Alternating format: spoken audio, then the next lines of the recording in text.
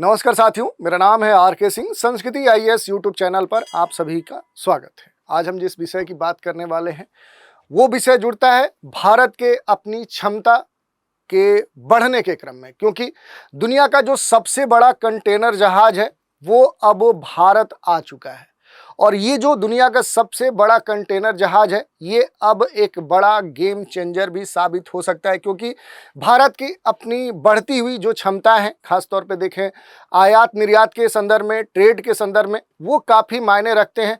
और इसी कारण से कहा जा रहा है कि ये जो कह सकते हैं कि भारत आने वाला जो कंटेनर जहाज है ये भारत के लिए काफ़ी अहमियत रखता है। और इसी संदर्भ में अब भारत के जो पड़ोसी देश हैं वो परेशान हो सकते हैं, खास तौर पे जो चीन है, जो लगातार भारत से प्रतिस्पर्धा करता है और अलग अलग क्षेत्रों पे कहीं ना कहीं देखें तो भारत के ऊपर दबाव उत्पन्न करता है। तो आज के एपिसोड में इसी की हम बात करेंगे कि आखिर ये ऐसा कौन सा दुनिया का सबसे बड़ा कंटेनर जहाज है जो भारत आया हुआ है, इसकी क्या विशेषताएं हैं, ये आखिर क्यों गेम चेंजर इसे कहा जा रहा है, इसकी हम बात करेंगे। कहाँ पर ये आया है, भारत के विजिंगम जो बंदरगाह है वहाँ पर ये आया है, तो इसके बारे में भी देखेंगे कि आखिर जो विजिंगम बंदरगाह है वो क्यों भारत के लिए अहम है, उसकी क्या विशेषताएं हैं। तो इन सभी बिंदुओं पर एक एक करके हम चर्चा करने वाले। चलिए स्टार्ट करते हैं और देखते हैं कि आखिर पूरी न्यूज़ है क्या, और इससे जुड़ी हुई जो भी महत्वपूर्ण बातें हैं उन पर हम चर्चा करेंगे। देखिए, एक न्यूज है, world largest container ships MSC arena docks at Vizhinjam, जो सी पोर्ट्स है इन केरला। तो केरला का जो तट है अगर हम देखेंगे तो अगर केरला के तट पे आएंगे आप तो यहाँ पर क्या है कि आपको एक बंदरगाह देखने को मिलेगा, विजिंगम जो पोर्ट है, और यहीं पर दुनिया का सबसे बड़ा जो कंटेनर जहाज है वो यहाँ पर आया है। दुनिया का जो सबसे बड़ा कंटेनर जहाज जिसे MSC जो एरिना का हम कह रहे हैं वो यहाँ पर आया हुआ है और इस बंदरगाह पर ये पहुँचा है। एरिना जो कि 10 जून को बंदरगाह पर रहेगा और इसकी जो क्षमता है वो काफ़ी अधिक है। इसी कारण से जो वैश्विक शिपिंग है, जो ग्लोबल शिपिंग कही जा रही है बात, उस शिपिंग के संदर्भ में देखें तो ये क्या हो सकता है कि भारत को एक महत्वपूर्ण जो प्लेयर के तौर पे स्थापित कर सकता है। और ख़ास तौर पे जो ट्रेड की बात हो रही है, ट्रेड भारत की जो ज़रूरतें हैं उन नीड्स को भी ये क्या कर सकता है, पूरा कर सकता है। इसी कारण से ये महत्वपूर्ण माना जा रहा है। जो विजिंगम यहाँ पर जिस पोर्ट की हम बात करें, भारत का पहला क्या है, ये डीप कह सकते हैं कि वाटर जो ट्रांसशिपमेंट पोर्ट है, गहरे जल वाला। ये अगर विजिंगम की बात करें, आगे हम डिटेल से देखेंगे, तो यहाँ पर जिसकी बात की जा रही है कि जो सी पोर्ट विजिंगम है ये क्या है कि ये डीप वाटर है, गहरे जल का जो ट्रांसशिपमेंट पोर्ट है उस तौर पे जाना जाता है। तो ये महत्वपूर्ण है। और चूंकि यहाँ पर इस तरह का सबसे बड़ा जो कंटेनर शिप आ रहा है तो कहीं ना कहीं जो भारत अब तक क्या था, तो भारत इस तौर पे देखें कि बड़े स्तर के कंटेनर ट्रेड के लिए वो चीन के ऊपर निर्भर था। तो चीन के ऊपर चूंकि जो निर्भरता थी वो अब क्या हो जाएगी, वो पहले से अब कम हो जाएगी और आने वाले समय में हो सकता है कि हमारी जो चीन पे निर्भरता है वो धीरे धीरे समाप्त हो जाएगी और भारत जो है वो, भारत का जो समुद्री व्यापार है वो पहले से काफ़ी बढ़ सकता है। इस कारण से देखें तो ये जो न्यूज़ है ये हमारे लिए काफ़ी महत्वपूर्ण हो जाती है। इसके अलावा अगर हम बात करेंगे तो दूसरी जो महत्वपूर्ण बात है कि दुनिया का सबसे बड़ा कंटेनर जहाज जो MSC एरिना है ये भारत पहुंचा है और केरल का जो बंदरगाह है वहां दुनिया के सबसे बड़े जो कंटेनर जहाज हैं उनका जो आगमन है वो भारत के समुद्री व्यापार के लिए बड़ा ही महत्वपूर्ण हो जाता है। अब ये भी महत्वपूर्ण हो गया है कि जो भारत का जो हाल ही में एक तरह से बना जो विजिंगम जो बंदरगाह है अब जहाज़ों को संभालने में सक्षम है। ये सबसे महत्वपूर्ण बात हो गई है। यहाँ पर जो डीप वाटर कह सकते हैं कि ट्रांस जो कहा जा रहा है कि ट्रांसशिप ये पोर्ट है, ये इसकी जो क्षमताएं हैं, इसकी अपनी जो कैपेसिटी है वो अब महत्वपूर्ण मानी जा रही है कि अब बड़े स्तर के जो भी जहाज हैं उनको संभालने के लिए भारत में इस तरह का जो पोर्ट है अब मौजूद है। इस कारण से भारत का जो समुद्री व्यापार है वो काफ़ी बढ़ेगा और जो भी भारत की निर्भरता थी समुद्री व्यापार के लिए चीन या अन्य देशों के ऊपर, वो निर्भरता भी अब कम होगी, यानी भारत आत्मनिर्भर बनेगा। तो थोड़ा सा इस जहाज़ के बारे में देखते हैं। जो MSC एरिना है और ये जो पोर्ट है, इस जहाज की जो क्षमता है आप देख सकते हैं कि 24,346 TEU है, ये यूनिट है इसका। और देश के प्रधानमंत्री नरेंद्र मोदी ने 2 मई 2025 को इस बंदरगाह को क्या किया था, देश को समर्पित किया था। ये बनकर अभी मई में ही तैयार हुआ था और उसके बाद ही देखें तो जून में क्या हुआ कि यहाँ पर दुनिया का सबसे बड़ा जो कह सकते हैं कंटेनर जो शिप है वो आकर यहाँ पर रुका है। तो इस कारण से इसकी जो अपनी अहमियत है वो महत्वपूर्ण हो गया है। और बिजिंगम जो बंदरगाह है, ये जो यहाँ पर एरिना जो सबसे बड़ा कंटेनर शिप है, उसके पहुँचने के संदर्भ में देखें तो ये जो पूरा घटना है ये मील का पत्थर साबित होने वाला। यहाँ पर अगर देखें तो जो केरल है, केरल स्टीमर एजेंट एसोसिएशन के प्रबंध समिति के जो सदस्य हैं बीनू केएस, उन्होंने ये कहा कि ये जो जहाज़ है ये यूरोप के वेलेंसिया, बार्सिलोना, टाउरो जैसे बंदरगाह से सीधा संपर्क प्रदान करता है।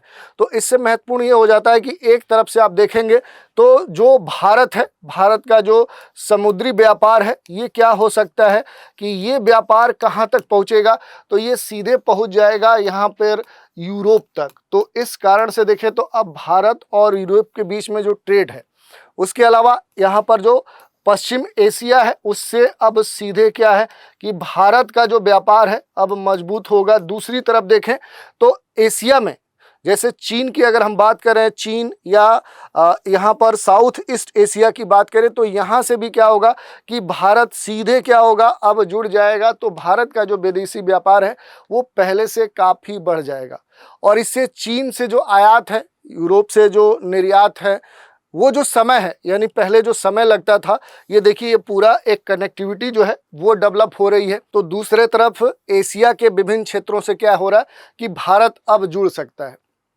तो ये कहीं ना कहीं भारत के समुद्री व्यापार को बढ़ावा दे सकता है। जो ग्लोबल स्तर पे जो भी लॉजिस्टिक एक श्रृंखला है उस रूप में भारत को ये स्थापित कर सकता है। और ये जो पोर्ट है, पोर्ट पर जो एरिना पहुंचा है, दुनिया का सबसे बड़ा जो कंटेनर जहाज है, तो भारत के लिए ये एक बड़ा ही सुखद और ऐतिहासिक पल है। भारत में जो भी समुद्री लॉजिस्टिक है उसके लिए महत्वपूर्ण हो जाता है।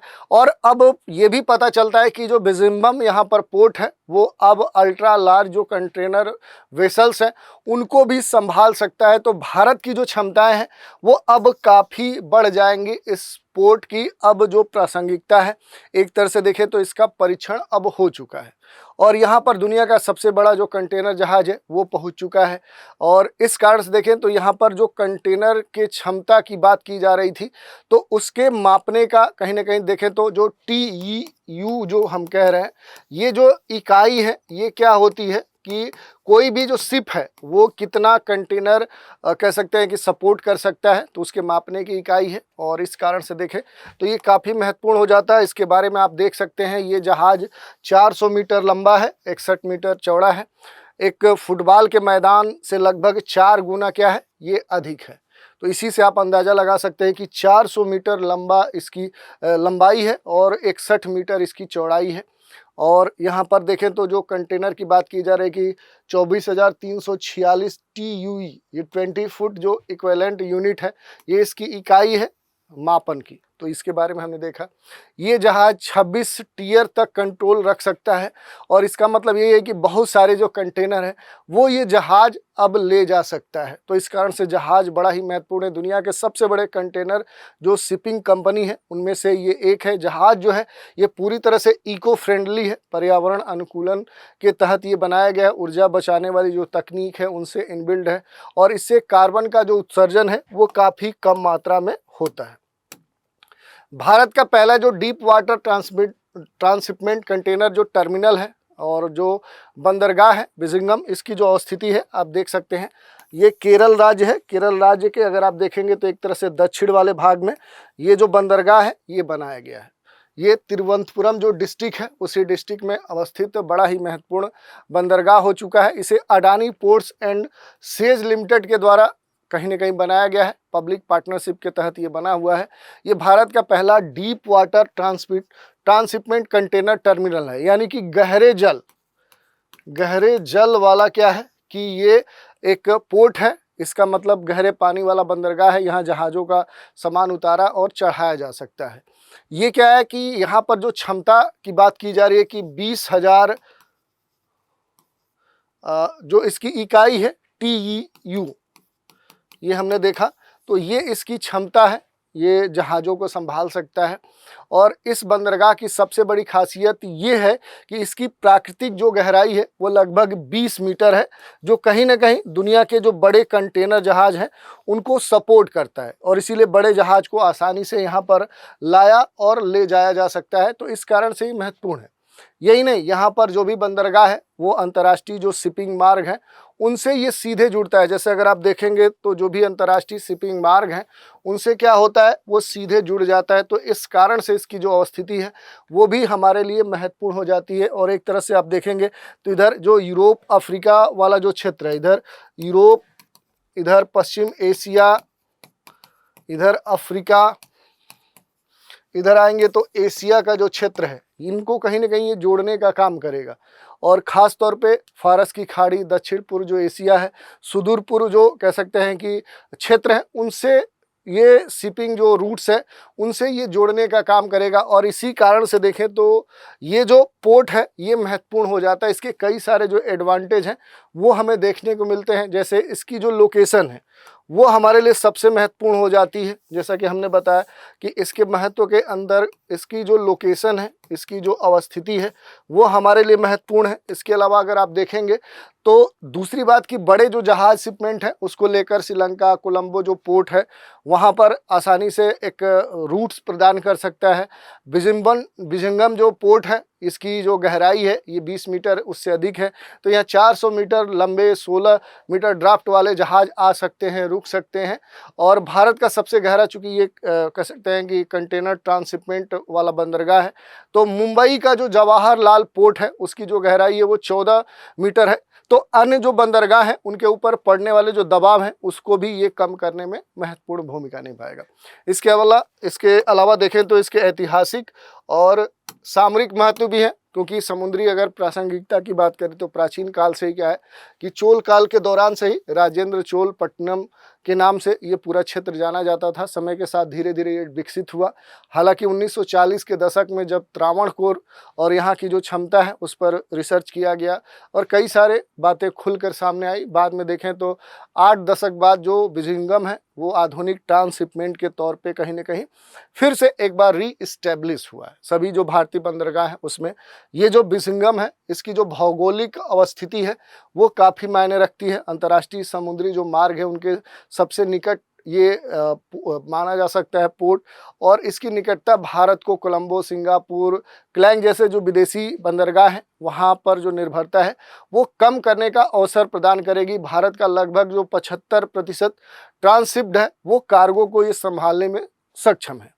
अब इस मामले में कहा जा रहा है कि आखिर चीन क्यों परेशान होगा, चीन को क्या टेंशन हो रही है। तो देखिए वर्तमान की स्थिति क्या है कि भारत में लगभग 75% जो ट्रांसशिपमेंट कार्गो है ये श्रीलंका के कोलंबो बंदरगाह, सिंगापुर, दुबई जैसे जो विदेशी बंदरगाह हैं उनसे होकर गुजरता है।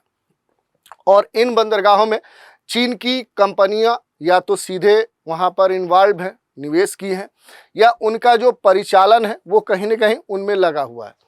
लेकिन अब जब भारत का अपना जो एक ट्रांसशिपमेंट जो पोर्ट है वो शुरू हो गया है तो भारत की जो विदेशी निर्भरता है वो क्या हो जाएगी, वो काफ़ी कम हो जाएगी। जब बड़े जहाज़ सीधे भारत के इस पोर्ट पर आएंगे तो भारतीय कार्गो को अब विदेशी बंदरगाहों के संदर्भ में उनकी जो भी सुविधा है वो लेना नहीं पड़ेगा, जिसके लिए अतिरिक्त जो खर्च है वो कम होगा। और जो चीन की एक मध्यस्थता थी, इस तरह के जो भी बंदरगाह थे जहां जिनका उपयोग भारत अब तक कर रहा था, तो चीन की जो मध्यस्थता है, चीन का जो प्रभाव है, भारत की चीन पर जो निर्भरता है वो भी कम हो जाएगी। और चीन की जो स्ट्रिंग ऑफ जो पल्स नीति है उस नीति इसके तहत भी देखें तो उद्देश्य जो है वो हिंद महासागर में जो बंदरगाह हैं, जो नौसैनिक सुविधाएं हैं, उनके माध्यम से अपना जो प्रभाव लगातार चीन बढ़ा रहा है। खासतौर पे देखेंगे श्रीलंका, पाकिस्तान में, जैसे पाकिस्तान की अगर बात करेंगे तो पाकिस्तान का जो ग्वादर पोर्ट है, या फिर कहें कि श्रीलंका का जो हम्बनटोटा जो पोर्ट है, तो इस तरह के जो भी पोर्ट हैं जिनके माध्यम से चीन भारत के ऊपर कहीं ना कहीं अतिरिक्त दबाव बनाना चाहता था, एक राजनीतिक लाभ लेना चाहता था, आर्थिक लाभ लेना चाहता था, तो वो भी जो लाभ है अब कम हो जाएगा। और इस भारत के विजंगम जो बंदरगाह है, भारत के लिए महत्वपूर्ण जो रणनीतिक संतुलन है वो भी प्रदान करेगा। अंतर्राष्ट्रीय जो भी शिपिंग मार्ग हैं उनके बेहद करीब होने के कारण हिंद महासागर में देखें तो एक समुद्र के तौर पे समुद्री जो केंद्र है उस हब में यह स्थापित हो सकता है। और चीन की बढ़ती हुई जो एक सुपर पावर की स्थिति है, एक दबदबे की स्थिति है इंडियन ओशियन में, उसे कहीं ना कहीं भारत अब काउंटर कर सकता है। और इसी कारण से जो चीन है वो कहीं ना कहीं अब टेंशन में है कि भारत तो अब आत्मनिर्भर होने जा रहा है। हम एक जो दबाव उत्पन्न करते थे वो दबाव क्या है, अब समाप्त होने जा रहा है। और यही नहीं, आने वाले समय में जो भारत का समुद्री व्यापार है वो कई गुना बढ़ सकता है। और अब भारत खुद जो दूसरों से सुविधाएं लेता था और उसके कारण एक बड़ा जो आय है, एक सुविधा शुल्क है, वो उन्हें प्रदान करता था, जैसे चीन श्रीलंका को, तो अब खुद भारत कैपेबल हो चुका है तो दूसरों को सुविधाएं दे सकता है और विदेशी आय भी प्राप्त कर सकता है। दूसरी तरफ जिनके दबाव होते थे, जैसे चीन या अन्य जो भी पड़ोसी देश हैं, तो उनके साथ एक जो शक्ति संतुलन है उसको भी स्थापित कर सकता है। तो ये पूरा न्यूज़ था कि आखिर दुनिया का सबसे बड़ा जो कंटेनर है वो भारत के केरल राज्य के विजंगम बंदरगाह पर उतरा है। तो ये क्यों भारत के लिए महत्वपूर्ण हो जाता है, इसे क्यों एक गेम चेंजर कहा जा रहा है, भारत के लिए ऐतिहासिक पल क्यों कहा जा रहा है, या फिर इस पूरे घटनाक्रम के कारण जो भी चीन जैसे जो देश हैं वो क्यों टेंशन में है, तो इस पूरे मुद्दे की हमने चर्चा की। अब यहाँ पर बात कर लेंगे एक प्रश्न की, जो विजंगम जो बंदरगाह है ये भारत के किस राज्य में अवस्थित है?